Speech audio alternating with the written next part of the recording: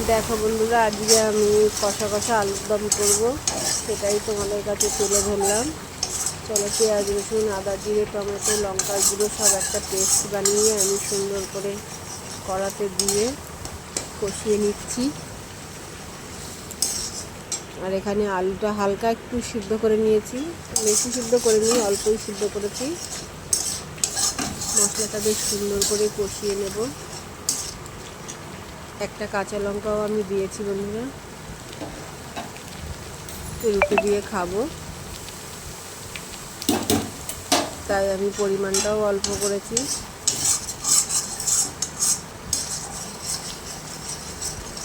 চলো, বেশ একটু কষা কষা হয়ে গেলে আমি আলুগুলো দিয়ে দেবো। আলুগুলো দিয়ে আবার একটু কষিয়ে নেব। 2 কেজি আলুর দম বেশ ভালোই লাগে বন্ধুরা।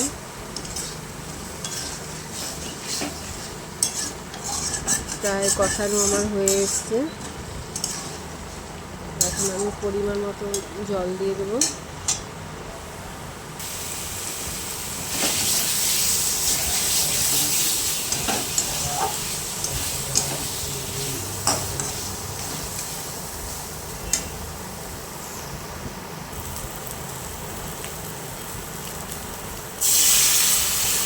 দেখো, জল দিয়ে দিলাম।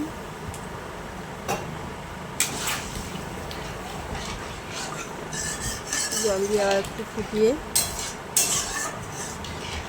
গরম মশলা দিয়ে নামিয়ে নেব। তাহলেই আমার একদম আলুর দম রেডি হয়ে যাবে। আলুটাও আমার সিদ্ধ হয়ে গেছে পুরো। এবার একটু ফুটে উঠুক।